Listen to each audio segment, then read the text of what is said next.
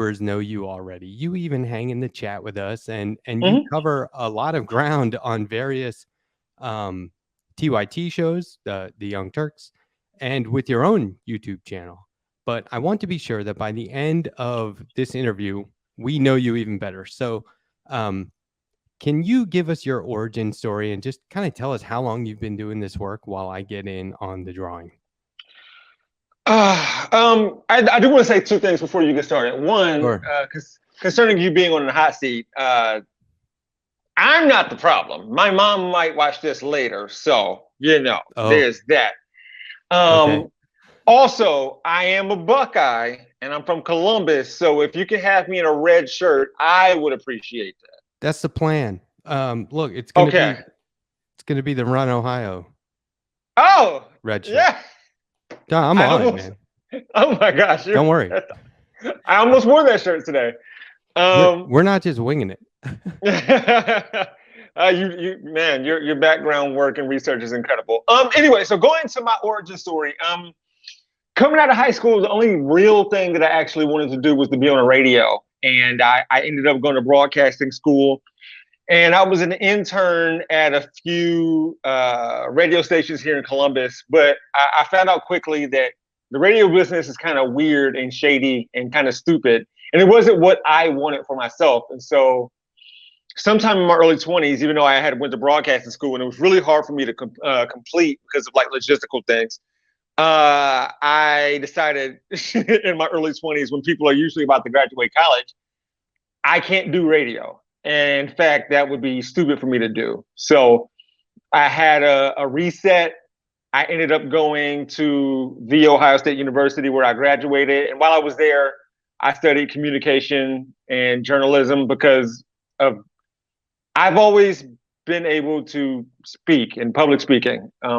Generally, I say in high school, that's when I was like, hey, I think I'm pretty good at talking.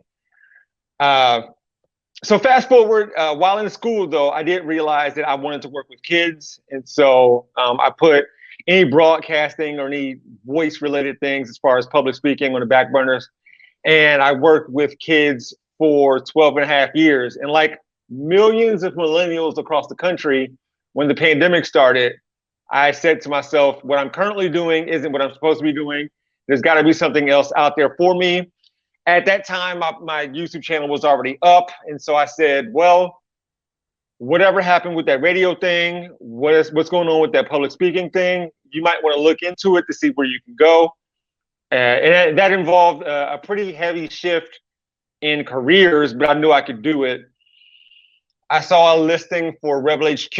I didn't think they would want me because my YouTube channel, I don't talk a lot about politics. It's more culture. I think everything is political, but I don't talk about like politicians or policies or on my channel a lot. So I didn't think TYT would want me, like I said. And plus, I'm not Richard Ojeda. So I was like, this dude, they're not going to want me. And they called me. They gave me a call. And I remember saying, like, look,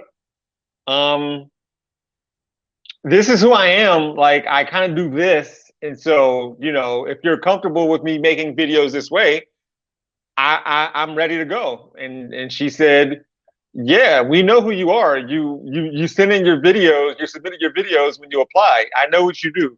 I want you to come and do that over here. And that's how I got here. Okay, so you went to school for, you always wanted to be in some form of communication and journalism. This kind of journalism, did you have this in mind? Like, because I ask people who do what you do, who didn't go to school for it and don't have any kind of degree and didn't have any experience. They just jump right in. They get their YouTube channel, they get a mic, they start talking about politics and policy and current affairs. And I say, "Are you a journalist?" And they say, "No." And I always use the analogy, I play basketball every day, but I don't go around calling myself a basketball player. It's sort of Right. bad. But like when you said, "Okay, I'm going to do the YouTube channel, I'm going to start doing this serious," were you thinking, this is it, I'm a journalist now? No. And I still don't call myself a journalist. So I'm going to join the long list of people who say they're not journalists. I'm not a journalist. I see what journalists do. I'm not that. And we can get into later exactly of what I see myself as. But when you had David Serrata, is that how you say his last name? So Rhoda. David Sirota, that's a journalist. I'm not that. Um, he's a journalist. That's a journalist. I'm not that. So to answer your earlier question, no, I didn't see myself doing this in particular, and no, I'm not a journalist. That's it's always interesting me to hear that because I consider this journalism. I've gotten that from people who reach out to me on Twitter or say something in the comment section. They'll say something about me being like one of their preferred journalists or a journalist they like, and like I don't even respond because like that I don't. No. I feel comfortable in most rooms I walk in my life, but I am not comfortable with either calling myself a journalist or someone else calling me a journalist. Like I rely on the work of journalists in order to do my job. So no, I definitely don't consider myself a journalist.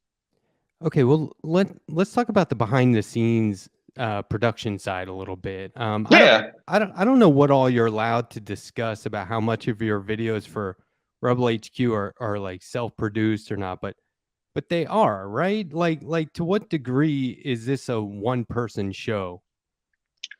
So I do want to give a shout out to my TYT publisher, Tyler, the producer. I pretty much do everything except for um, uploading my video and giving it a tag and thumbnail and title. Wow. And so Tyler he's been my publisher for almost a year now. He knows exactly what I like and what I want to talk about. So he will pitch me videos. I'm not entitled to accept any of them or all of them. I say if I do 8 videos in a week, I'd probably accept 2 to 4 of his pitches per week. Other than that, I'll send him a video idea saying, hey, I want to talk about this. And he'll do a good job of either sending me B-roll footage of something or some kind of auxiliary article concerning what I'm talking about. But as far as the editing, the writing, most of the topics, or at least half of the topics, I do that. So you got to write your script, right? I write my script. I write 99% of my script. And the other 1% is like if I'm talking and I feel like saying something different, I'll change it from the script. But yeah, 99% of the stuff I say has been determined. I wrote it earlier that day or maybe the night before.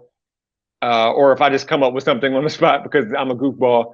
And like I said, he pitches me a lot of videos or story ideas. I pitch him videos or story ideas because he has a better understanding of what may or may not work for our audience. So, but yes, the editing, the writing, half the pitches or maybe more is all me. But the most important part, the tags, titles, and thumbnail, that's them. I don't do that. So how do you balance presentation with production? Like, you know, you don't lack any energy from what I can tell. There's no sacrifice in your presentation, but there has got to be like a stress factor to dealing with the production side of things on your own, and also being like, well, now I have to like do this right, you know, once I go live. So like, you know, are you rehearsing? Do you do multiple takes? Do you rehearse like inserting slides the same way you would rehearse your script? And can you run us through like the typical process if that's okay? Like this is what I really want to know. Yeah. So let's do it. So like right now I can be on Twitter right now, right? I'll come across something, usually either a video that's trending right now or an article that just came across my feed.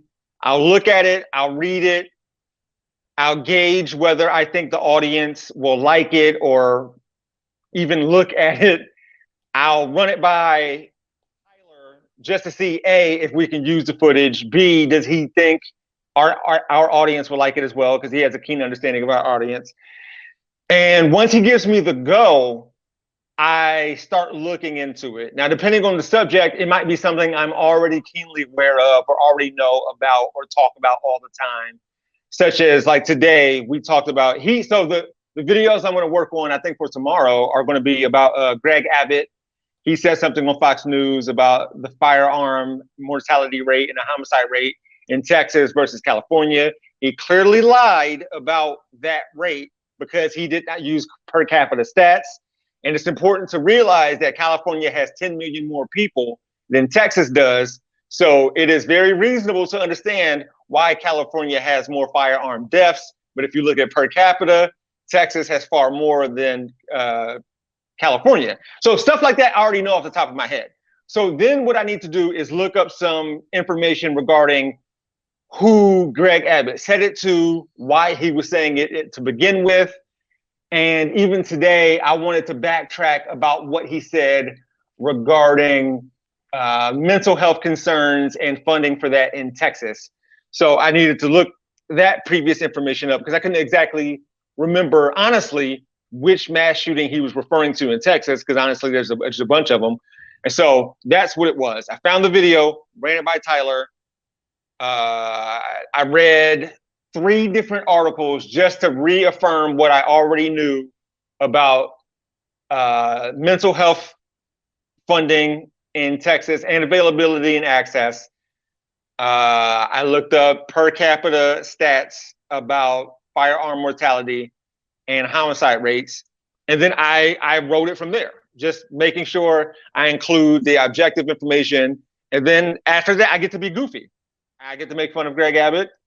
I get to point out, I get to be a smart aleck, which is fun. And so that's how it goes. So I write the scripts. And then I sit here, but I usually put up, and I make sure to not use it right now. So, I mean, it's just where I sit for Rebel HQ is where I sit for my YouTube channel. The only difference is the curtain that has Columbus on it. So this is the exact same spot. I sit down, I go over my script maybe twice before I officially record. And I go from there because I don't want to say what I'm saying. I want to perform what I'm saying.